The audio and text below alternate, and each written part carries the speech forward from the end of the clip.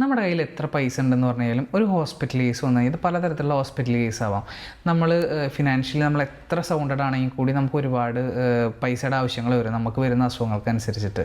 അപ്പോൾ പല പല സിറ്റുവേഷനിലും നമ്മൾ എക്സ്പെക്റ്റ് ചെയ്യാത്ത അത്രയും ചിലവുകളും ബേർഡൻസും ഒക്കെ നമ്മൾ വരും. ചിലപ്പോൾ ഗോൾഡ് പണയം വെക്കേണ്ടി വരാം, ഒരുപാട് തരത്തിൽ നമ്മൾ പൈസ അവിടെ നിന്ന് കടം വാങ്ങിയെന്ന് വരാം. ഈ പ്രശ്നങ്ങളൊക്കെ നമുക്ക് ഒരു ഹെൽത്ത് ഇൻഷുറൻസ് എടുത്തു കഴിഞ്ഞാൽ സോൾവ് ചെയ്യാൻ പറ്റുമായിരിക്കാം. പക്ഷേ അപ്പോഴും നമുക്ക് അഡീഷണലായിട്ട് വേറെയും കുറേ ചിലവുകൾ വരും. നമുക്ക് ഒരാൾ നമ്മുടെ ഒപ്പം നിൽക്കുകയാണ്, അവരുടെ ഫുഡ്, ട്രാവലിങ്, ഒരുപാട് എക്സ്പെൻസുകൾ വരും. അപ്പോൾ നമുക്ക് അഡീഷണലായി വരുന്ന എക്സ്പെൻസുകളെ കവർ ചെയ്യാനും കൂടി ഒരുപാട് പോളിസികൾ നമുക്ക് മാർക്കറ്റിൽ അവൈലബിൾ ആണ്. ഒരു എക്സാമ്പിളായിട്ട് പറയുകയാണെങ്കിൽ നമുക്ക് ഹോസ്പിറ്റൽ ഡെയിലി ക്യാഷ് എന്ന് പറഞ്ഞിട്ടൊരു ഓപ്ഷൻ ഉണ്ട്. അതായത് നമ്മളൊരു 48 ഹവേഴ്സിന് മുകളിലൊക്കെ ഹോസ്പിറ്റലൈസ് ആവും. അതായത് 2 ദിവസത്തിന് മുകളിൽ ഹോസ്പിറ്റലൈസ് ആയി കഴിഞ്ഞാൽ ഒരു ദിവസം ഒരു 4000 രൂപയൊക്കെ കിട്ടുന്ന, 4000 5000 കിട്ടുന്ന പോളിസികളൊക്കെ ഉണ്ട്.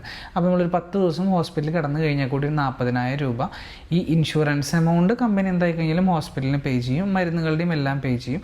അതുകൂടാതെ ഒരു 40,000 രൂപ അഡീഷണലായിട്ട് നമുക്ക് കിട്ടുന്ന ഓപ്ഷൻസ് ഉണ്ട്. അപ്പോൾ അത്തരത്തിലെ പോളിസികൾ നിങ്ങൾക്ക് പർച്ചേസ് ചെയ്യാനായി കഴിഞ്ഞാൽ, അല്ലെങ്കിൽ നിലവിൽ ഇൻഷുറൻസ് ഉണ്ട്, ആ കമ്പനികളിൽ നിന്ന് ഇങ്ങോട്ട് മാറാനായി കഴിഞ്ഞാൽ 2 ഓപ്ഷൻസും ഉണ്ട് നമുക്ക്. അപ്പോൾ അത്തരത്തിൽ എന്തെങ്കിലും ആവശ്യങ്ങളുണ്ടെങ്കിൽ MD's ഡിജിറ്റലായിട്ട് കോൺടാക്ട് ചെയ്തോളൂ. കോൺടാക്ട് ഡീറ്റെയിൽസ് നമുക്കിവിടെ കൊടുത്തിട്ടുണ്ട്. Thank you.